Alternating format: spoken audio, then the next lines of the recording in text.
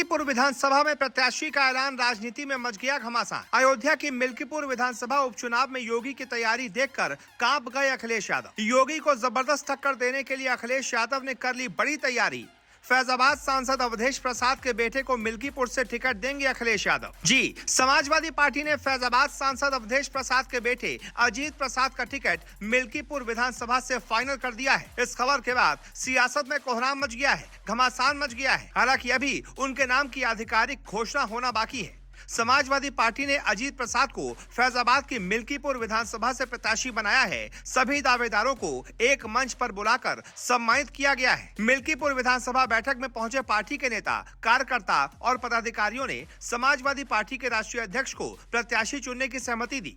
सभी लोगों को एक साथ रहकर चुनाव लड़ने की हिदायत दी गई। इस उपचुनाव के लिए समाजवादी पार्टी ने पूरी ताकत झोंक कर रखी हुई है। हालांकि अभी यूपी उपचुनाव की तारीखों का ऐलान होना बाकी है। समाजवादी पार्टी मुखिया अखिलेश यादव ने लखनऊ में अयोध्या की मिल्कीपुर सीट और अम्बेडकर नगर की कटेहरी सीट पर होने वाले उपचुनाव पर चर्चा के लिए अहम बैठक की। सपा के लिए इन सीटों पर जीत बहुत जरूरी है, क्योंकि मिल्कीपुर और कटेहरी से सपा विधायक अवधेश प्रसाद और लालजी वर्मा सांसद चुन लिए गए हैं।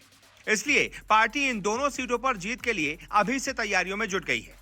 वहीं बीजेपी की तरफ से खुद मुख्यमंत्री योगी भी मिल्कीपुर और कटेहरी सीटों के लिए प्रचार अभियान की निगरानी कर रहे हैं। आपको बता दें, लोकसभा चुनाव 2024 में समाजवादी पार्टी सांसद अवधेश प्रसाद ने अयोध्या जिले की फैजाबाद लोकसभा सीट पर 2 बार के बीजेपी सांसद लल्लू सिंह को हराकर बहुत सुर्खियां बटोरी थी। फैजाबाद में मिली जीत समाजवादी पार्टी के लिए बहुत बड़ी जीत मानी जा रही है और ये जीत समाजवादी पार्टी के लिए यूपी में संजीवनी के तौर पर देखी जा रही थी। लोकसभा चुनाव में समाजवादी पार्टी ने इस चुनाव में 37 सीटों पर जीत दर्ज की, जिसकी किसी को भी उम्मीद नहीं थी।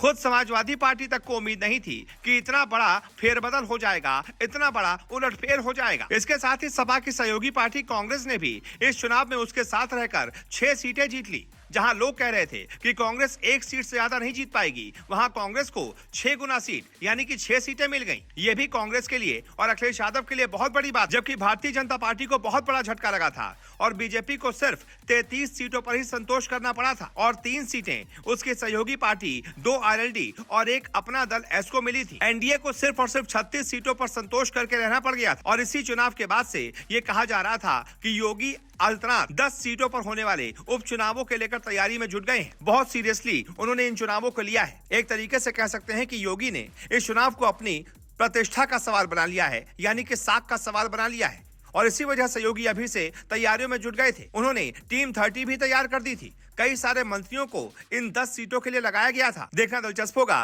कि योगी की तैयारियों का कितना फायदा मिलता है और अवधेश प्रसाद के बेटे के सामने योगी आदित्यनाथ किस कैंडिडेट को उतारते हैं जो कि इस सीट को यानी कि मिल्कीपुर विधानसभा सीट को समाजवादी पार्टी से छीन सके। वैसे इस बारे में आपकी क्या राय है? जो भी आपकी राय हो कमेंट करके जरूर बताएं और इस वीडियो को शेयर करें।